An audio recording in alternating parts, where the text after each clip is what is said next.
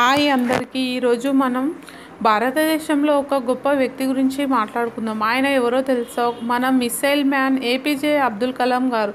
ఆయన గురించి చాలామందికి తెలుసు, కానీ ఆయన జీవితంలో ఉన్న కొన్ని అజ్ఞాత తెలియని అంశాలను మీకు చెప్పబోతున్నాను.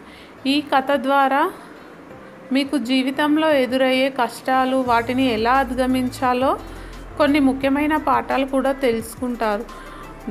అబ్దుల్ కలాం గారు 1931 అక్టోబర్ 15న తమిళనాడులోని రామేశ్వరం అనే చిన్న గ్రామంలో జన్మించారు.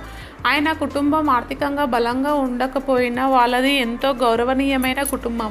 ఆయన తండ్రి ఒక పడవ కూలీగారు, తల్లి గృహిణి. చిన్నప్పటి నుంచి కలాం గారు చాలా సాదాసీదాగా పెరిగారు. ఇంటి ఆర్థిక పరిస్థితి బాగా ఉండకపోవడంతో ఆయన చిన్నతనంలోనే పేపర్లు అమ్మేవాడు. కానీ తన చదువులో ఎప్పుడూ విస్మరించని విషయం ఏంటంటే ఆయన ఎప్పుడూ మెరుగైన విద్య కోసం కృషి చేశారు. తన చిన్నతనంలోనే కలాం గారు చదువు మీద ఎంతో ఆసక్తి చూపారు. చిన్నప్పుడు పేపర్లు అమ్ముకునేవాడే, కానీ రాత్రి వేళలో పుస్తకాలు చదవడం అతని అలవాటు. 10వ తరగతిలోనే మాటంలో టాపర్ అయ్యారు. తర్వాత ఆయన ఫిజిక్స్లో డిగ్రీ చేశారు.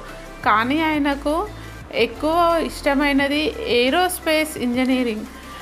అందుకే ఆయన మద్రాస్ ఇన్స్టిట్యూట్ ఆఫ్ టెక్నాలజీలో చేరి ఏరోస్పేస్ ఇంజనీరింగ్లో డిగ్రీ పూర్తి చేశారు. కలాం గారి జీవితంలో ఎన్నో కష్టాలు వచ్చాయి. ఆయన ఇంజనీరింగ్ పూర్తి చేసిన తర్వాత ఇండియన్ ఎయిర్ ఫోర్స్లో పైలట్గా చేరాలని అనుకున్నారు, కానీ ఆ ప్రయత్నంలో విఫలమయ్యారు. ఆ సమయంలో ఆయన నిరాశపడ్డారు, కానీ ఆ నిరాశ ఆయనను తక్కువగా చేసుకోలేదు.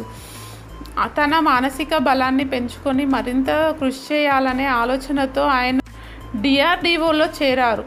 డిఆర్డిఓలో చేరిన తర్వాత కలాం గారు ఎన్నో సైంటిఫిక్ ప్రాజెక్టులు చేపట్టారు. కానీ ఆయనకు ఎంతో పేరు తీసుకొచ్చింది పోఖ్రాన్ 2 అణు పరీక్ష.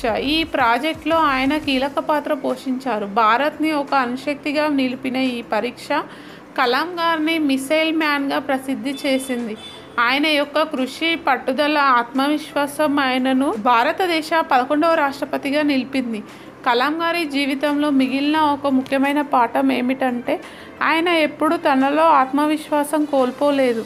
ఆయన ప్రతి కష్టం నుండి పాఠాలు నేర్చుకున్నారు. అభ్యాసమే అభివృద్ధికి మూలం అని ఆయన ఎప్పుడూ చెప్పేవారు. కష్టం వస్తే మనం ఆగిపోకూడదు, దాన్ని అధిగమించి ముందుకు సాగాలి. మనల్ని మెరుగైన వారిగా మారడానికి ప్రతి అపజయం మనకు ఉపాధ్యాయంగా ఉంటుంది. కలాం గారు ఒక సాధారణ కుటుంబం నుంచి వచ్చి దేశం మొత్తం గర్వించదగ్గ వ్యక్తిగా ఎదిగారు. ఆయన జీవితంలో కష్టాలను ఎదుర్కొని వాటిని అధిగమించడంలో విజయం సాధించారు. మనం ఎప్పుడు మన కష్టాలను ఎదుర్కొని వాటి నుండి విజయం సాధించాలి.